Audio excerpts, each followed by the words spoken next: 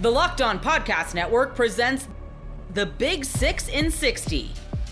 The 6 biggest national sports stories from the local experts of the Locked On Podcast Network. Get the real story, why it matters, what's next, who wins the big game, and more, all in 60 minutes. The Big 6 in 60 starts now with the biggest story in sports.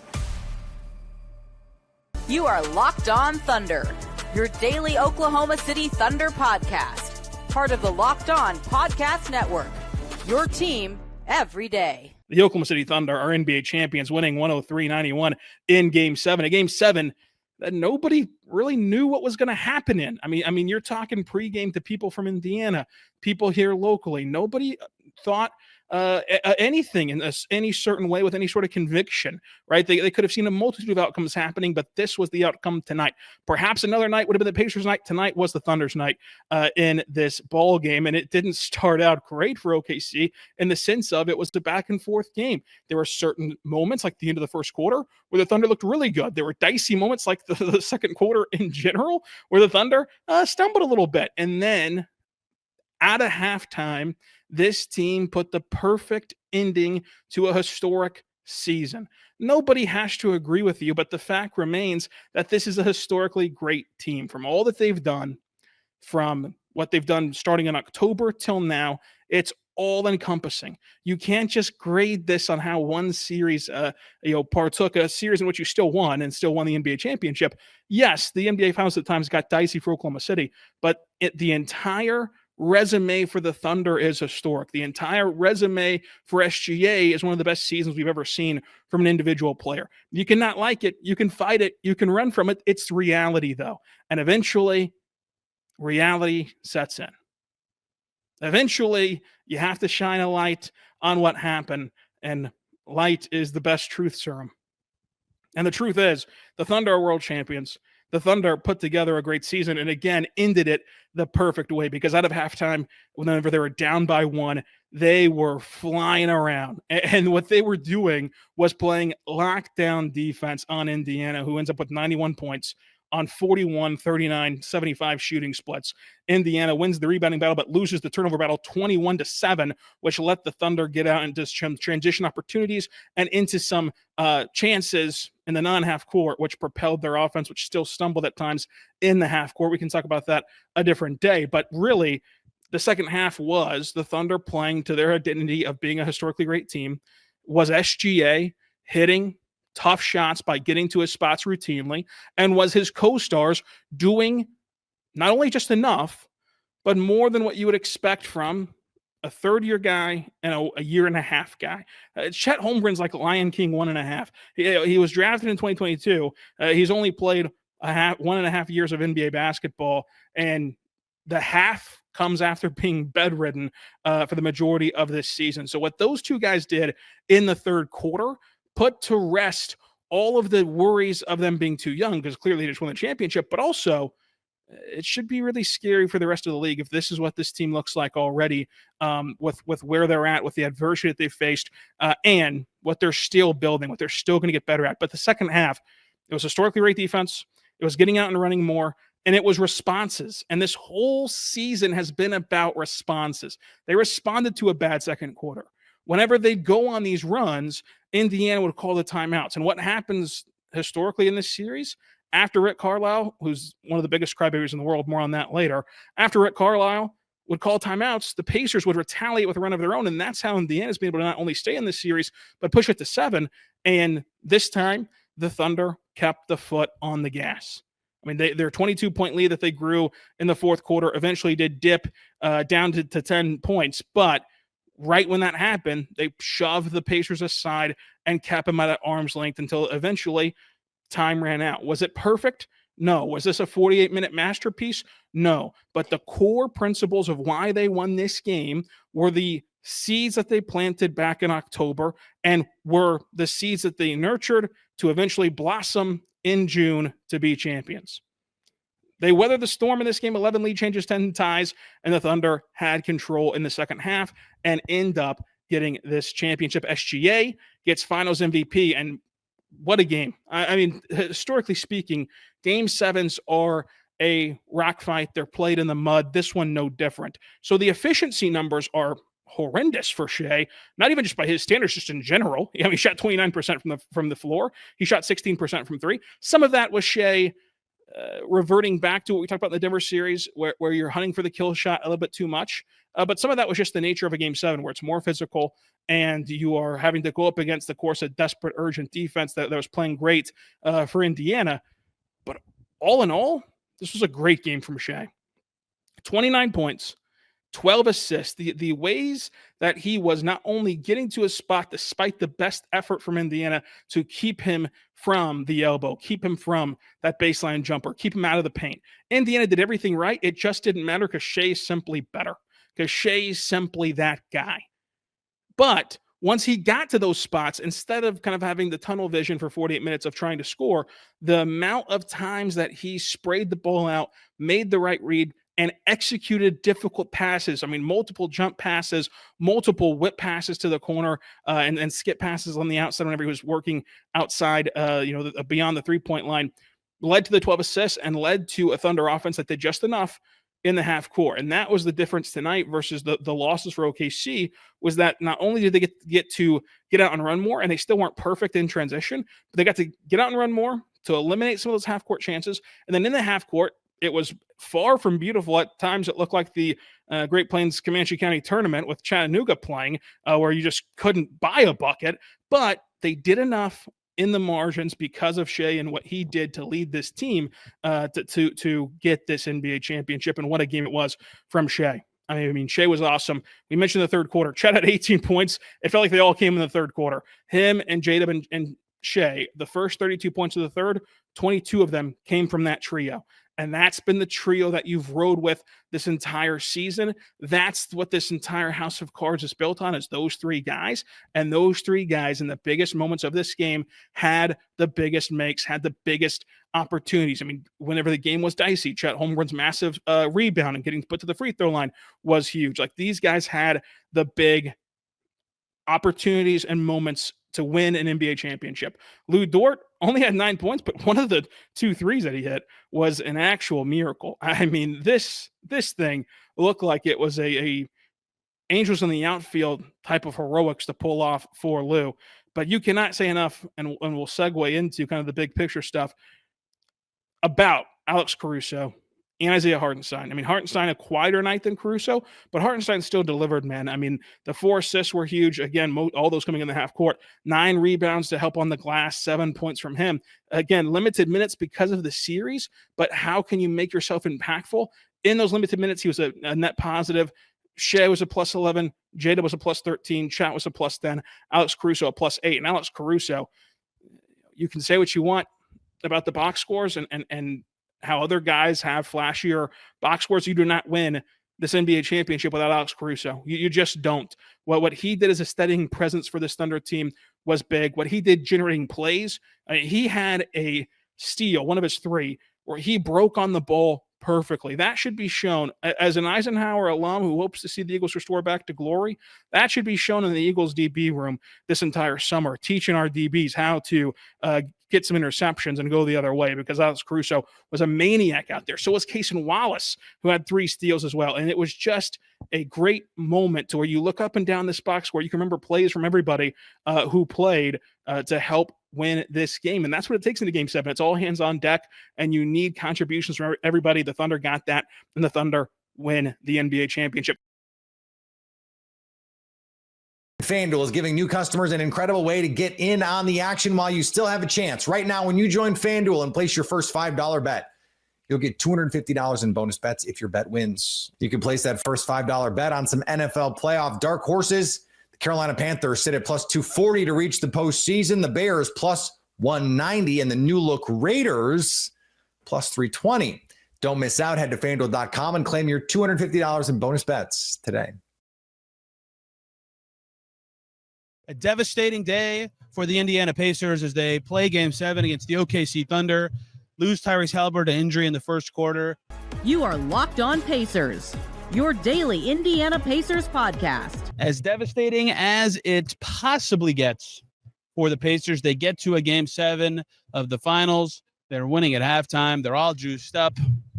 They blow it in the second half. Tyrese Halliburton goes down with a potentially career-altering injury. I will say potentially, even though I think we all suspect we know what it is. Heartbreak on the biggest stage detracts, and by detracts, I mean distracts so much from the magical run. Derek Kramer from my Pacers blog, the closer, not in such a good mood as the last three closes, is here to talk about a game that somehow the Pacers looked like their resilience might pull them through, and in the end, they come up just short on the biggest stage once again.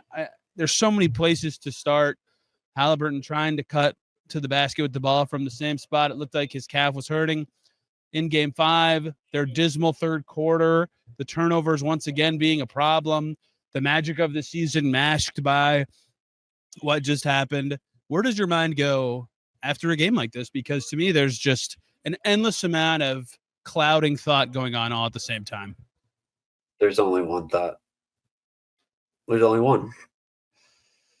Like I couldn't even, I don't know, like my header says dead inside. That's what I feel. It's the hardest night that I've ever had as a sports fan.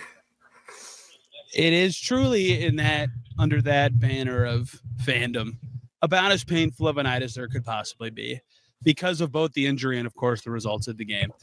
And the injury is actually where I will start, because I'm actually going to take what is apparently the unpopular take and stand up for Tyrese Halliburton and the Pacers here. It's a game 7 of the finals. He should play. Like that is what you hope happens. You hope you have an opportunity to have that, even if it's you think about the health of next season or the health of his career. Maybe he's, and I think the favorite would be that he is not as good in the future, right? Okay, then even more chance that this is the best chance you have at a title with this core if he's not as good in the future, right? It's one game for the title. I think that with the odds that you can win one game, he should be playing, right? So I think that is actually the right choice, despite the fact that it obviously will have massive, unbelievable consequences, of which I will talk about when I preview the offseason in several days. This is not even close to the time for that. I actually think it was the right choice for him to play both of these games. He told Dustin Topirka, and we talked to him before game 6 at his locker, that he knew the risks. He talked to people about them. He knew them. He wanted to play. He played great in game 6. And I think a lot of the thinking about that being the wrong choice is just solely based on the fact that he actually got hurt. Like the bias is implicitly built in that this would have happened no matter what because it happened. And of course it's bad. It happened to Kevin Durant. It happened to Damian Lillard. That doesn't mean it's going to happen to everyone. Regardless of my own opinions on this, it obviously sucks for the Pacers and it's terrible. That also led to them losing. They were winning at halftime, but every player we talked to after the game, they were, of course, crushed because they lost. Undeniable fact. They were also crushed because you just lose your focus. Like I talked so much about how this game would be about mentality, right? More so than the X's and O's, because you never know how guys are going to feel going into it, how the moment's going to make guys rise or shrink. And then before the first quarter is over, there's this major franchise-altering event that happens that nobody can stop thinking about it. Right? I asked Obi Toppin, excuse me, about the injury after the game. I'm sorry, Derek, I'm already just rambling forever. This is a very classic podcast. He said about the Halliburton injury, he said, I felt like that was my fault. Passed the ball to him, and then he paused for forever, which said more than anything he could say. And then he said, as soon as he went down, that bleep hurt. I ain't going to lie. I was thinking about that the whole game. He earlier, before that, said he felt like it was his fault because he played the worst game he played of the series. And I can't imagine those are not connected events, that he was distracted and played poorly. So I would like to give, first of all, the Pacers a ton of credit for being winning by halftime with the resources available. Once the Thunder's style took grip of the game, it was just kind of over. But they fought really hard, but it just became an insurmountable task of X's and O's perfection being required at the same time as overcoming just an impossible mental reality on the biggest stage possible. Yeah, and like I don't blame Halliburton for playing. I don't blame the training staff for telling him all the risks and giving him the choice. Like it's his career at the end of the day. Like and he looked good. I think that's the saddest part. He still, as of us, the game is over. He led the game in threes made, right? Like he looked great, right? Yeah. Like he was talking to somebody in the crowd, like somebody on Blue Sky tweeted me before the game that like somebody's talking trash to Halliburton. Like it felt like it was game 7 in the Garden again. Yeah. Like he got hot at the beginning of the game. Like it looked like he wasn't going to let this team lose. And that just makes everything that much more frustrating and just devastating. It really does. So I would like to talk about the basketball reason they lost this game first. The third quarter was just terrible. I mean, they just imploded. And the reasons why were the same reasons that everybody talked about the whole series. In a 12-point loss, they lose the third quarter by 14. You can do the math about the rest of the game and how much the Pacers won or lost it by. They were tied at 56 with 8 minutes and 32 seconds to go in that quarter, and then down 13 by the end of it. They just completely fell apart. What'd you say? Miles hit a 3 to tie it, and then they hit 3 Miles straight. hit a 3 to tie it. You know, the next time after that Miles Turner 3 that anyone not named TJ McConnell scored, it was when Pascal Siakam hit an elbow jumper with about 7 minutes left in the fourth quarter. No one could make a thing. They were so disconnected. They were feeling these traps from OKC that trying to force the turnovers. And I'll give the Pacers credit. They were trying to do it right. They would run towards the player with the ball, but the passes were off. The execution was off. They were letting the pressure get to them. They weren't playing enough side to side with their pace. And I talked about this in the pregame episode with Adam. Like, the team that plays more like themselves is going to be the team that looks better. And that was the Thunder, so much so in that quarter that the rest of the game, when the Pacers played well enough, right? Again, they won the rest of the game by 2 points. Didn't matter at all. They were that bad in that stretch. And the stat is true and accurate that TJ McConnell scored every point they had in that run. It was 12 or 14 or something, like actually impressive scoring. But even he was not good. He turned it over a gazillion times.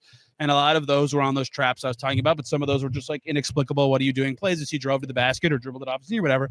They just imploded. And that is really two things. That is, one, a basketball failure, and two, the mentality creeping in. Like, the second the Thunder went on that 3-steal, 3-steal-3 run where they went up 9, it felt like the Pacers were just like never able to fully get their lick back for the rest of the game. Whether that was a mental thing or a basketball thing, I don't know. What did you make of that quarter? Because obviously not having Halliburton was a big part of it, but they never could play like themselves in that frame. Credit to TJ for doing everything he could. Yeah, he had some turnovers, but like, he gave it his all out there. Pascal was absent for a lot of that stretch. Like, it's hard to, like, I don't know what he played, 37 minutes or something. Like, I don't know. Like, we've seen what Pascal looks like when he gets tired. Trying to save him, but it's not as good. It's game 7 of the finals. Like, probably needed him out there more often. And the other problem is every other front court player was bad today as well. Yeah, it was not a great night for anybody. Yeah, in the front court outside of Pascal, even like, he didn't seem like he had the best of games. Like, you could tell his effort was all the way there. But yeah, the third quarter was clearly where they lost the rope a little bit, as they say. Too many turnovers, too many moments where they just kind of let the ball get away from them. Like, that was the difference in the game. I don't know what the final tally of it ended up being, but at one point in that third quarter run, I know it was 20 points off of turnovers for the Thunder, only 5 for the Pacers. And like, that's where they run away with the game. And the previous one was flipping that script for once and doing what they did. The Thunder were much more prepared for finding who was going to be open on those shade double teams. Like, he hit those a lot, especially in the first half. That's why he had so many assists. But yeah, it didn't work out. 3 games of 20-plus turnovers for the Pacers this series. They won the first one because they were able to save those plays with good transition defense. But then in games 5 and 7, they just could not at all mask that problem. This is what the Thunder do. They're going to turn you over a million times. That's why the Pacers looked so good when they were at 15 or fewer turnovers in the series per shot. Like, every game or most games of the series, they were about as good as the Thunder. They had a better shooting percentage in this game. They shot 12% better from 3 in this game. They made more the same number of free throws in this game, but you make 6 less shots or even on threes. You know, you're just kind of toast, right? And that's because they just give up so many extra chances throughout these games against the Thunder. We know this. We've talked about this exact thing 10 trillion times in the series. It's just how they play. Kevin Durant traded to the Houston Rockets. KD is a Rocket. Wow. That is going to take some getting used to be able to say. It's been a crazy trade saga with the Rockets emerging as one of the finalists to land Kevin Durant. The reporting from Shams Charania suggests that it came down to the Houston Rockets and the Miami Heat in the wee hours of the night, and they went back and forth with the Suns, and ultimately Phoenix electing to go with the Phoenix package, or the Rockets package, I should say, of Jalen Green, Dillon Brooks, the number 10 overall pick, and 5 future second-round draft picks. We're going to focus on the transactional part of this deal in just a moment, but let's just take a moment and think about what adding Kevin Durant to this young Rockets team means.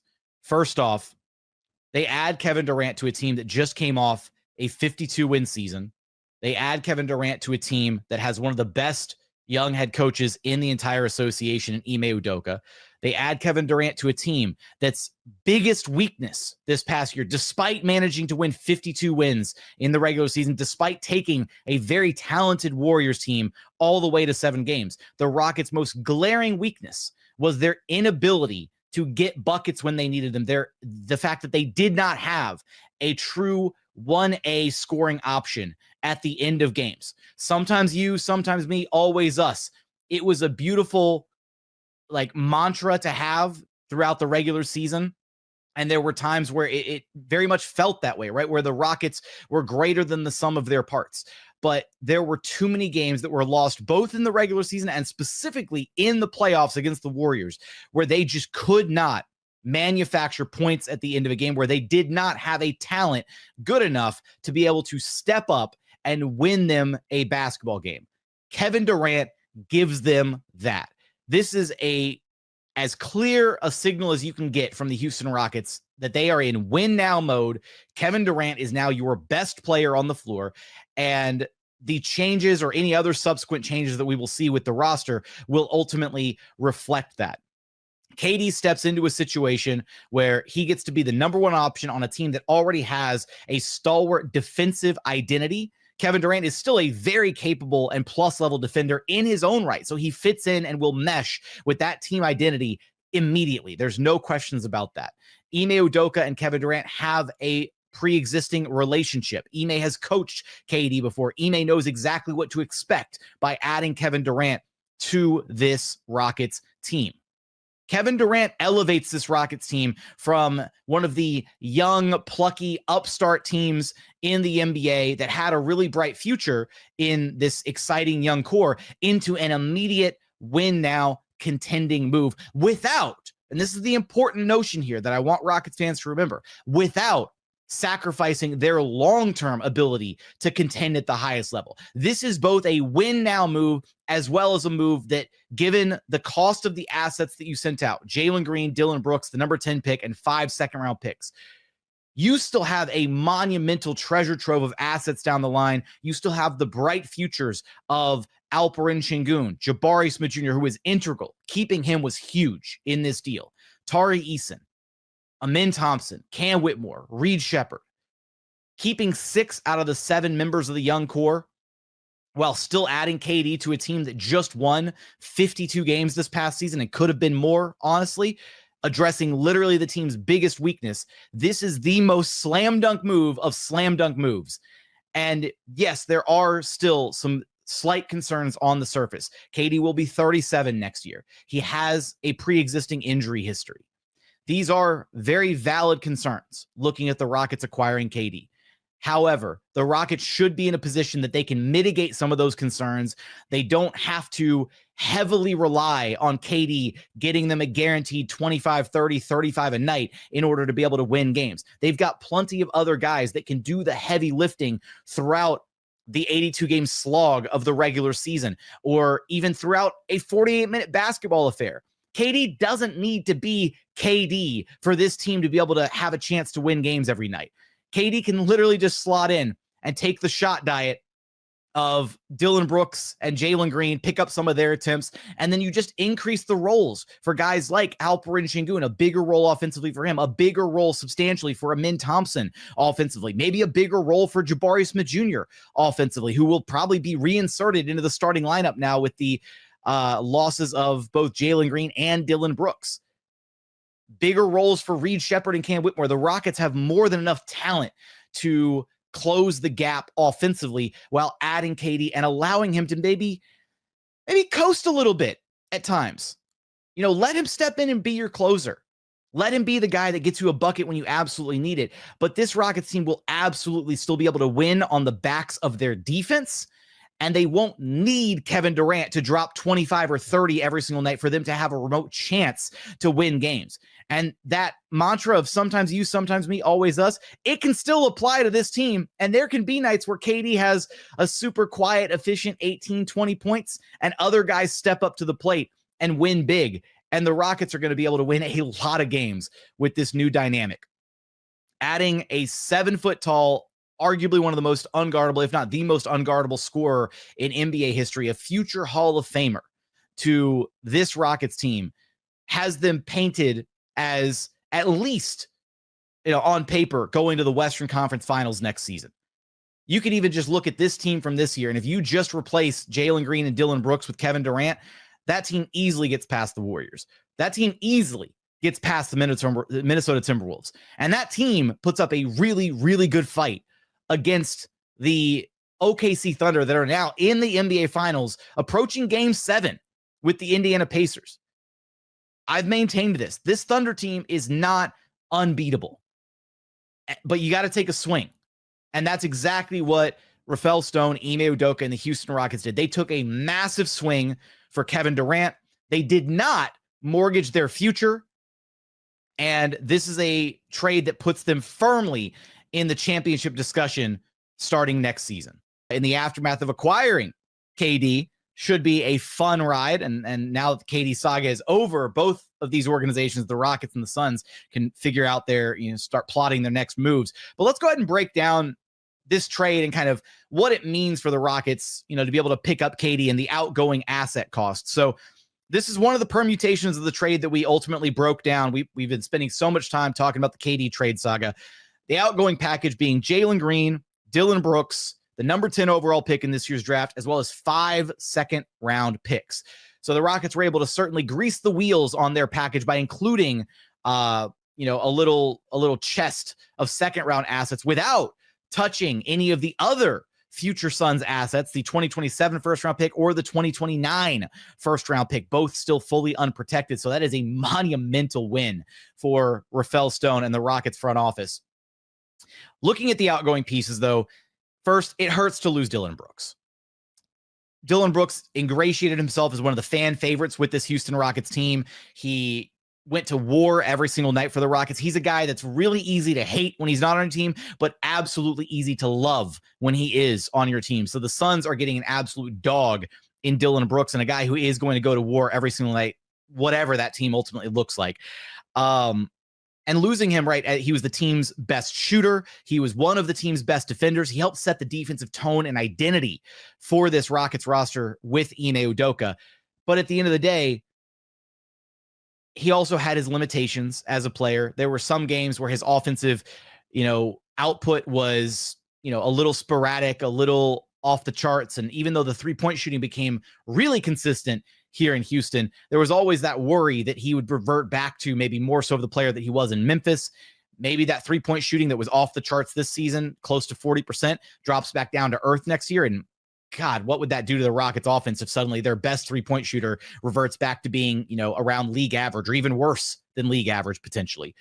So losing DB sucks, but this Rockets team in these first 2 years under Ime Udoka, they've learned so much. All the other young guys have learned so much. They don't need the training wheels as much anymore, right? There's still more than enough defensive versatility on this roster on the wings between Amin Thompson, Jabari Smith Jr., Tari Eason, Kevin Durant, Cam Whitmore, who needs to figure out the defensive end of the basketball, waiting in the wings, though. There's still plenty of pieces that will keep together the Rockets' defensive identity. And I fully expect them to still be a top 5 defense this next season, even with losing Dillon Brooks at the end of the day. Jalen Green. This is going to be tough for some Rockets fans to stomach, but the Rockets gave up on Jalen Green. They did. And he had plenty of opportunities to show them that he could be the player that they hoped he would become. there were rumors about this KD trade all the way back at the trade deadline, right? And this KD trade has been staring the Rockets in the face for the better part of almost 6 months now.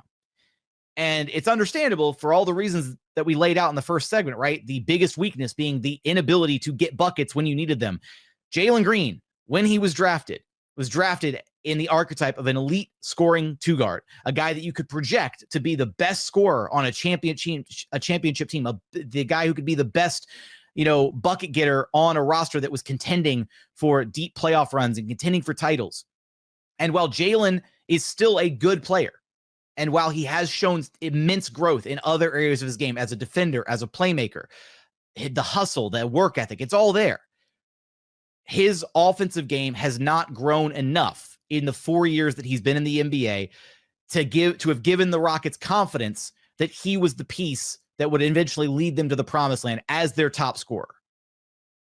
All the projecting, all the posturing, Rafael Stone's answer to my question at the end of season press conference regarding the JG data, it was all just smoke, because they knew internally, and this is their decision. This is clear as day, their decision.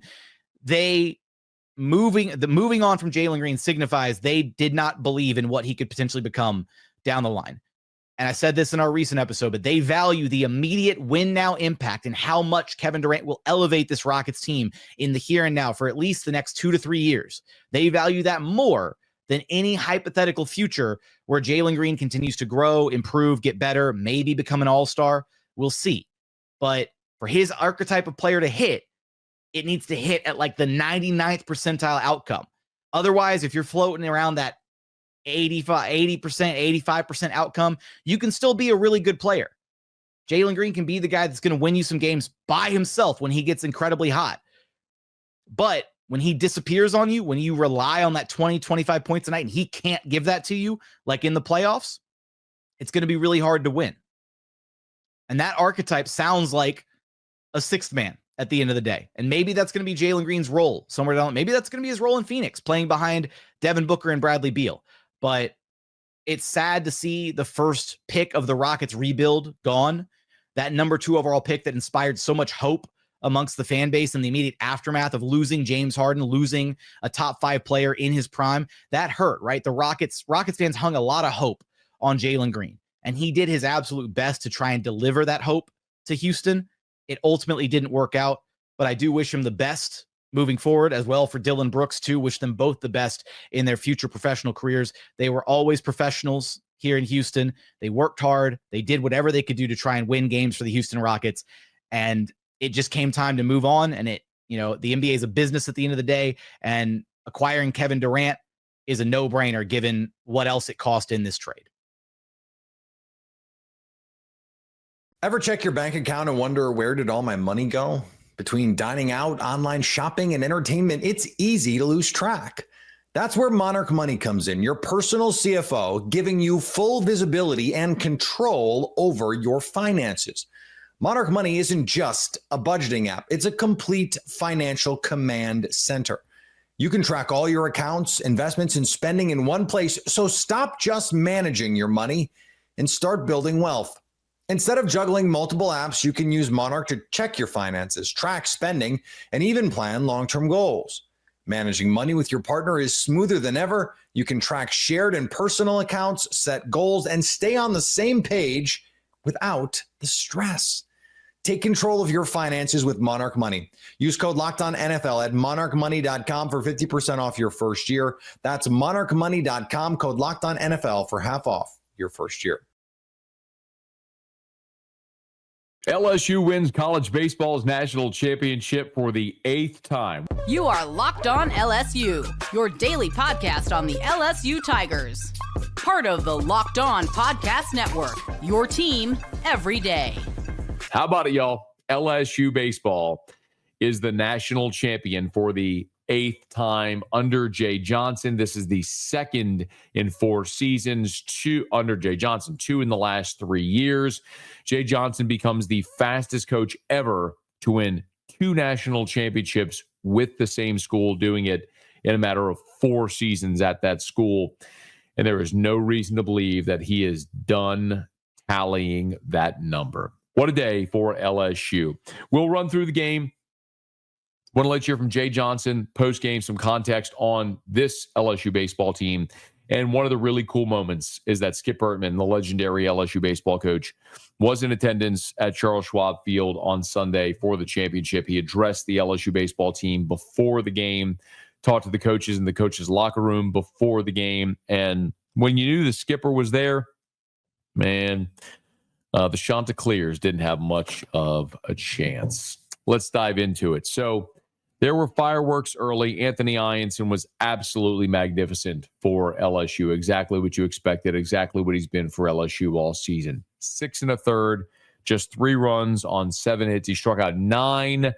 The runs he allowed were both on homers to the number 7 and 9 hole hitters, but sometimes that's the way the cookie crumbles. But after LSU went quietly in the first, Coastal came up, and I thought it was pretty imperative. Ianson gets a strikeout to start the game. There's an infield single. It's a ground ball at Dickinson at second, ranging to his right. Makes a great throw. Jones can't get the dig. So you got a runner on first base, 1 out. Ianson gets another strikeout. Now there's 2 outs, runner on first. Coastal steals. It's what they do. On the pitch, it was called a strike. The runner was safe at second, but it was called a strike. And the first base coach for Coastal Carolina was not super pleased about the call at home plate of a strike. So he began to argue. The home plate umpire then, of course, gave a warning, at which point Kevin Schnall, the head coach, starts chirping with the home plate umpire, who then demonstrably tells him, get back, get back, get back 3 times. He persists, come out of the dugout. Boom, he gets tossed. The first base coach engages. He gets tossed as well. And we all saw the big hullabaloo.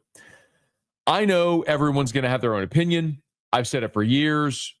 I think all umps, refs, officials are bad at their job. It's impossible to be good. In that situation, I can't help but go to what Jay Johnson said on Saturday night in game 1. When LSU had Daniel Dickinson hit by a pitch and then was ultimately called out because he leaned into the pitch, Jay Johnson in that moment didn't come out of the dugout. He, as a matter of fact, showed great restraint. And this is what Jay Johnson said in that moment, coming out of that moment. As after you're not supposed to go out there after a review. So the umpire was correct. And I know that. And I knew that. I just wanted clarification the ball was clearly in the batter's box. I'm not sure what he was supposed to do. And it's a tough rule where you're rewarding the pitcher for throwing a ball in that case. And I thought he did make attempt to roll, but at that point, my team needs me to stay poised and focused and calm. And as they said, get to the next pitch. And that was that. So you're not allowed to, after a review, you're not allowed to go back out to the umpire. My team needs me to stay poised and focused and calm. You're not allowed to go back out there to the umpire. What did Kevin Schnall do? He was not poised and focused and calm, and he did go out to the umpire, and he got tossed. Some have said they're very different situations. No, they're not. There's rules that are letter of the law, and by the letter of the law, the home plate umpire enforced it. And you can say, well, you can't do that in that situation. Well, he gave the first base coach a warning. He gave Kevin Schnall multiple warnings, came out of the dugout. He got tossed. What are you going to do? You know the rules. This isn't Major League Baseball where coaches kick dirt on umpires all the time. It's still college baseball, and that's sometimes what noobs, what people who don't watch the sport, who try to jump in and say, ump show, say. Why did Jay Johnson not go out there in game 1 and kick dirt on the umpire, get in his face, and challenge him to throw him out? Because he knew the rule. Kevin Schnall is a first-year head coach who made a first-year head coach mistake in the most critical game of his career, and it was clearly not only on him, but also on his first base coach as well. Now, in that situation, it felt like the game was going to unravel. Top 2, LSU at the plate, first batter, Jared Jones hits the ball down the third base line. Error. LSU's got a man on base, but ground ball double play by Luis Hernandez, line out by Chris Stanfield. Then after 2 quick strikeouts in the top of the third by Ianson, boom, homer, Coastal's up 1-0. Ianson gets out of it with a strikeout, but you're going, okay, all the things that felt like it might go against Coastal Now they got momentum on their side. Could this end up being a good thing for Coastal? I thought this sequence was the sequence in the game. Coastal takes a lead. LSU comes back in the top of the third and was relentless and got an answer. After a leadoff single, Michael Braswell sacrificed bunts. Derek Curiel has a fly out, so now there's a runner on second with 2 outs. Ethan Fry up, and Fry comes up, boom, with a huge double to tie the game. It was a massive response because remember, they got their dude on the mound, Jacob Morrison. They're feeling awesome about their ace. And so they got their ace on the bump. And just like that, after they took a lead, you respond right away. And it was so important after LSU responded to get a quick inning, and Ianson did that. Fly out, ground out. Remember, and that was on 4 pitches, by the way. And then there was just a little end of the bat flare into center field, like right off the end of the bat. And then right after that, he comes back with a strikeout. So you're back in the dugout hitting. Leadoff walk by Jake Brown. Single, hit by pitch, Luis Hernandez. Bases are loaded in that situation. And then up comes Chris Stanfield, who gets the 2 RBI double. LSU's up 3-1. Stanfield talked about it after the game. Yeah, I went up there with a clear mind. And like Chase said earlier, I was just trying to do it for the guys. You know, it was 1-1 at the time. And I knew if I came through, it'd put us on top. And, you know, it was really just getting a good pitch and putting a good swing on it like all year. I think what happened next was the one critical moment when Coastal missed Kevin Schnall. Listen, over the course of a game, a coach can't throw a pitch. A coach can't stand in the batter's box and take a swing at a strike or take a bad pitch. A coach can't read a fly ball off the bat. A coach can't field a grounder and make an accurate throw. Coaches in baseball can't do any of those things. Ultimately, players have to go execute. But there's a couple of decisions a game that are integral for a coach. And in this game, this was the moment. LSU's up 3-1. So LSU now has a 2-run lead. This, by the way, Coastal season's over if they lose. Season is over. So as much as you may love Jacob Morrison, if he gets into trouble, you got to pull him.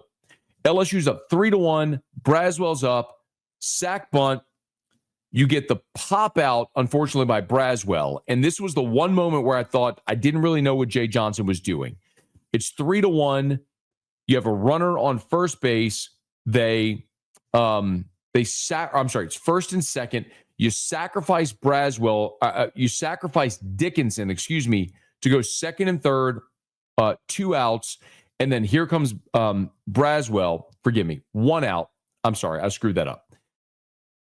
It's 3-1. It's 3-1, first and second, nobody out. You sack bunt to get second and third, 1 out. But you're getting to Braswell. And that was the big question. You're sacrificing Dickinson to get to Braswell. I get it, second and third with 1 out. So second and third, less than 2 outs, ground ball right side, fly ball in the air, run comes home. But it's Braswell. Braswell hasn't had a hit in 8 games. It was a curious decision, and Braswell popped that on the infield. So you needed Derek Curiel to come up in a big spot, and my goodness did he. Derek Curiel laces the 2 RBI single just like that. You're up 5-1. And I'll go back to, and this is not hindsight 2020. If there was one moment in the game where I said, I can't believe they're doing this, it was right there. With runners on second and third and 2 outs, LSU up 3-1, and Derek Curiel up. Curiel had already seen Morrison twice. He struck out in the first. He flew out in the third. This was the 3rd at-bat for Curiel. Curiel is your best bat-to-ball hitter. He doesn't strike out much. He's great at making contact. And at this point, all he's got to do is find grass and 2 runs are scoring. And you're up 5-1. Again, it's the 3rd time now we've seen Morrison. I can't believe they let Curiel face Morrison in that spot. Down 2, runners on second and third, LSU's best contact hitter up. I thought for certain in that moment they were going to pull Morrison, go to a left-handed pitcher, someone who's going to be a better matchup against Curiel. They let Curiel face Morrison. He gets the 2 RBI single. It's 5-1. Then they pull him. Then the game hit a lull. Listen, LSU had some other moments, right? In the 7th and the 8th, you had opportunities. You had a walk and an E4, which put 2 on. You struck out to end the inning. In the 8th, after leading off with a strikeout. Daniel Dickinson had the drag bunt for a single. And then you had a caught stealing on the interference call by Braswell, and Braswell actually gets a single, which is a bummer because without the interference call on the caught stealing, on the stolen base attempt, I should say, you'd have a runner on second base, and Braswell finally breaks through and gets a single, but there was nobody on base at that point. The point is, you still had a couple of opportunities to get some insurance. It just didn't happen. In the bottom of the seventh, they hit a 2-run homer off of Ianson, but it just didn't matter. At that point, it's 5-3, and you had everybody queued up. Chase Shores comes in, needs 4 pitches to get you out of the seventh. 1 pitch ground out, 3-pitch strikeout. The only thing he would allow after a clean bottom of the eighth was a single to lead off the ninth. But after that, he would strike out and then ground ball double play to end it. And LSU was your national champion. It was exactly what you would expect it would be. LSU, there was nothing that Jacob Morrison did that was outstanding. LSU has seen pitchers like that all season long. Anthony Ianson was fantastic, and you had Chase Shores and Kason Evans queued up ready to go, and anybody else you needed once you got a lead, but all it took was Ianson and Shores to get you home. So the Tigers, for the 8th time now in program history, are the national champions. FanDuel is giving new customers an incredible way to get in on the action while you still have a chance. Right now, when you join FanDuel and place your first $5 bet, you'll get $250 in bonus bets if your bet wins. You can place that first $5 bet on some NFL playoff dark horses. The Carolina Panthers sit at plus 240 to reach the postseason. The Bears plus 190, and the new look Raiders plus 320. Don't miss out. Head to FanDuel.com and claim your $250 in bonus bets today. The University of Wisconsin is suing the University of Miami. You are Locked On Canes, your daily podcast on the Miami Hurricanes. Part of the Locked On Podcast Network, your team every day. Now that Wisconsin is suing Miami, we'll talk about what happens next. We'll talk about whether or not Wisconsin has a case. They sure think that they do. But why? Why are Wisconsin suing Miami? So this goes back, of course, to the controversial Xavier Lucas transfer. So Lucas was a true freshman last season, performed very well at cornerback for the Badgers. He's from South Florida originally, American heritage. That's a really important part to this story, by the way. So after playing out his first season in Wisconsin, he decided during the designated transfer portal period in winter, he decided he wanted to hit the transfer portal. He informed Wisconsin as such. Went through the proper protocol. Now, Wisconsin thinks it was improper. We'll explain why. But legally, he went through the proper protocol to inform them, please enter my name into the transfer portal. And according to NCAA bylaws, Wisconsin had 5 days to comply with his request. They were required within 5 days to enter his name into the portal. Not only did they not enter his name within 5 days, they didn't enter it at all. They basically said, sorry, you can't leave. You got to stay here. You are a Wisconsin Badger forever, or at least throughout this transfer portal. And, instead of just sitting back and giving up, Xavier Lucas took matters into his own hands. He and his family retained the legal counsel of sports attorney Darren Heitner, who's a friend of the show. He's been on with us before. We'll try to get him back on again. And Heitner was able to, and this is important to note, within the NCAA's rules, because the NCAA had to admit you're not breaking any rules by doing this, he helped the Lucas family navigate the system, unenroll academically from Wisconsin. He met the deadlines to do so. Enroll academically at Miami. He met the qualifications and deadlines to do so. And ultimately, in the eyes of the NCAA, legally found his way onto the Miami football team, and did so without ever entering the transfer portal. He tried. Wisconsin never let him do that. Now, after this event, Wisconsin did issue a strongly worded public statement condemning Miami and condemning Xavier Lucas. I doubted back then, this was back in January, I highly doubted that a lawsuit would actually get filed. But here we are. Wisconsin is suing Miami, and Yahoo Sports, they broke the story on Friday. Here's a couple of details from this story.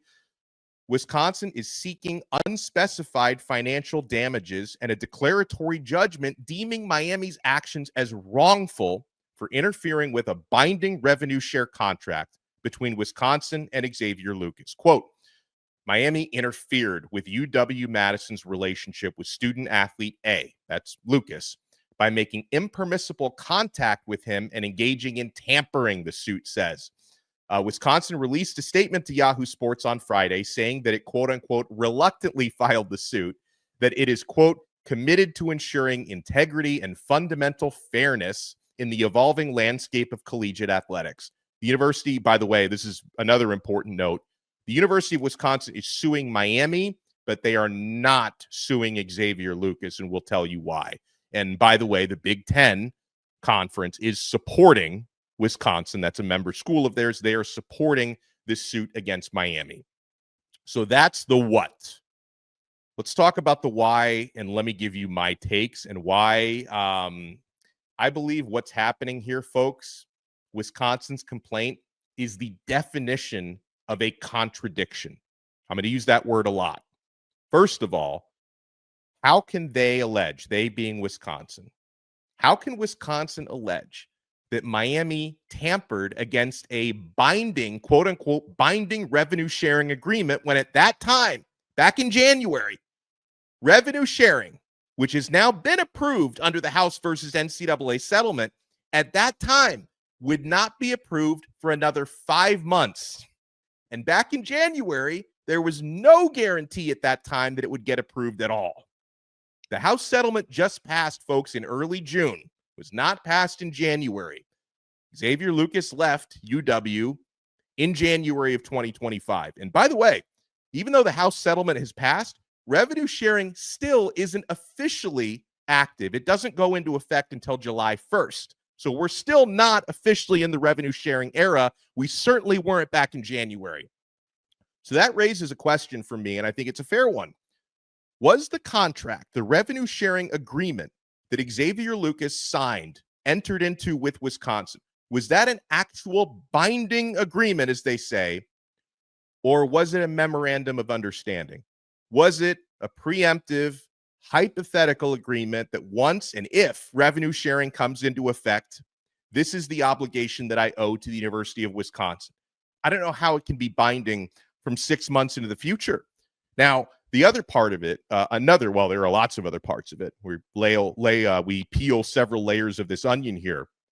Wisconsin, they claim to have evidence of Miami tampering with Xavier Lucas. We're, of course, not privy to that, to what they claim to have. But it is worth noting, and if you want to find it, it's on our YouTube channel and it's on our audio channel. When we spoke 5 months ago to Xavier Lucas's lawyer, he told us that Miami was very careful not to make impermissible contact. Now, remember, in the case of Xavier Lucas, this is a player who has friends and former teammates who are on Miami. There are certain forms of contact that, by definition, cannot be impermissible when you're talking to high school teammates, friends, and that sort of stuff. We'll circle back to that. Now, whatever Wisconsin claims to have, if this case does get to discovery, the tea is going to get spilled. We're not at that point yet.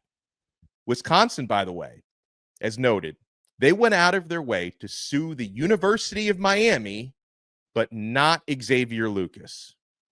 That's a bit odd, isn't it? Let's use me for an example. You can use yourself as an example.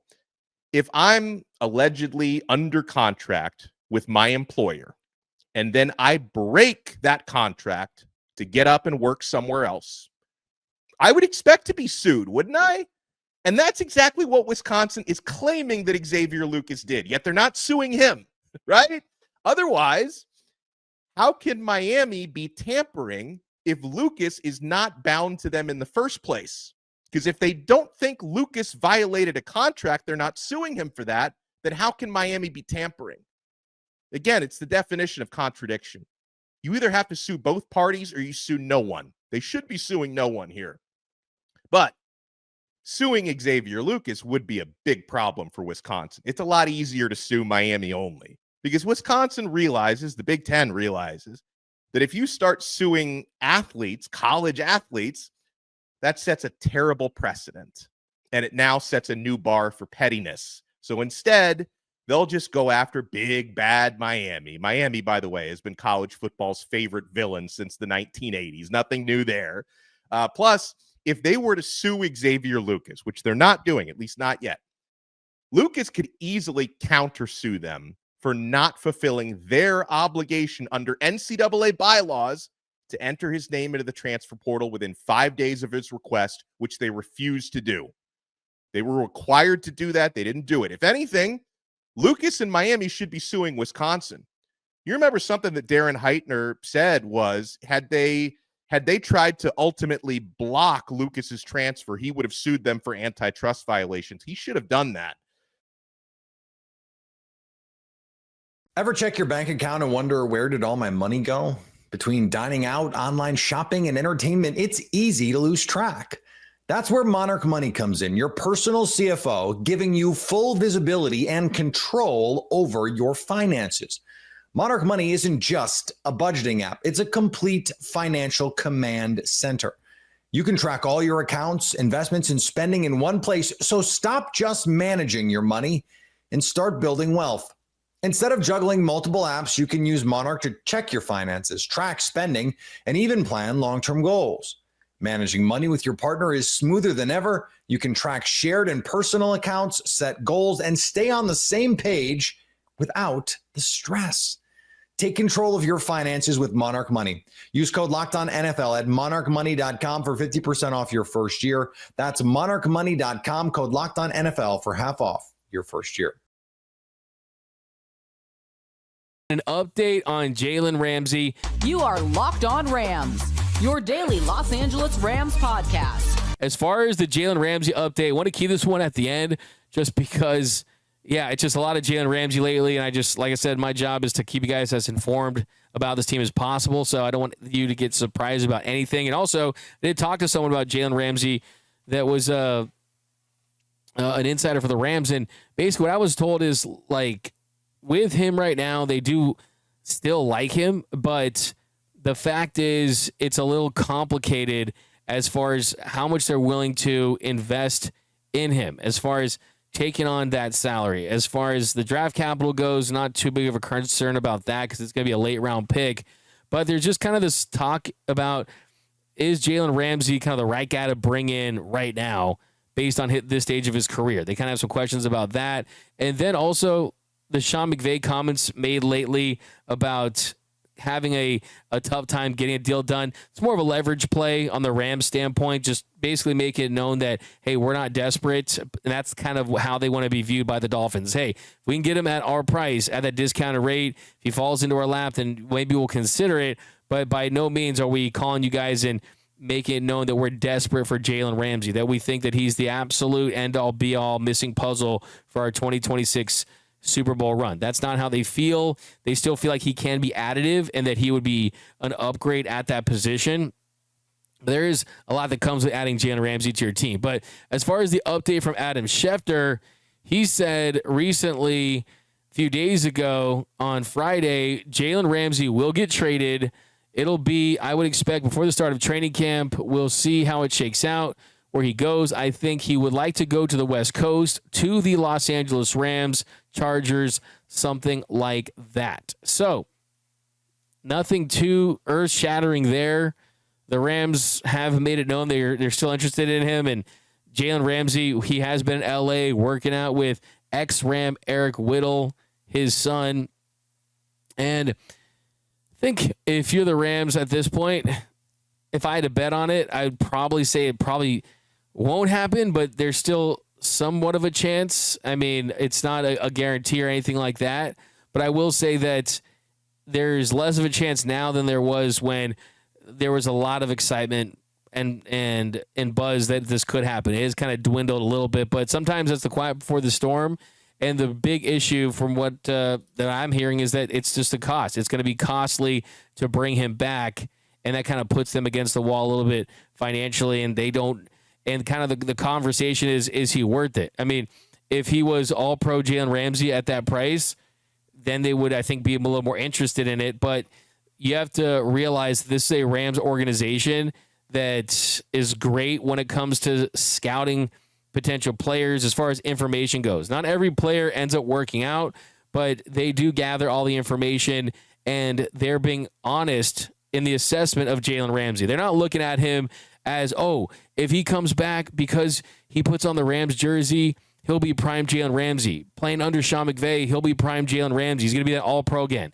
The Rams aren't delusional like that. They don't think that they have this magic pixie dust and they can wave a magic wand and it's that guy. No, I think, what I've learned is that they just have a real honest assessment of what to expect from him at this stage of his career, even if he does come back and the buy-in is really high and he's really, really excited to be here. So that's the thing. I mean, when you're getting in quarterbacks and secondary guys when they're north of 30 after signing big deals, it usually doesn't end that great. And I think if you're the Rams, the big question is he happy enough to play on the short term, or would you want to really sign him to an extension? So that'd be kind of my question to you is, even if you are a fan that's steadfast and wanting to bring him back, would you want to bring him back knowing that to get the best out of him, keep him at his happiest, would probably come with having to get a longer-term deal done with him? And I think for this team's build right now, if you're getting those guys, you got to hope that they're interested in one-year deals. Like you look at Matthew Stafford and Devontae Adams. They know how their contracts are structured where, yeah, if everything works out great, we'll be back. Matthew Stafford, I would say barring injury, is a 90+% chance that he's back for another season after this one. He plays 2 more years as a Ram, but at the very least, the way it's structured where you can get out of that. Same thing with Devontae Adams. I think he's going into this year with great intentions, hoping to have a successful season here, but if for whatever reason things don't work out, the Rams can move off of him. And I think that they want that flexibility moving forward because they're in this really unique and interesting position that a lot of franchises just don't have a lot of the times, where you can contend now, but you don't have to send yourself into a 5 to 10 year rebuild if it doesn't work out. And the reason for that is because they've drafted so well, and you have this young core of great players on defense and offense that you can still build around. So I think they're looking for veterans like that can help them this year. We're not necessarily married to long term, right?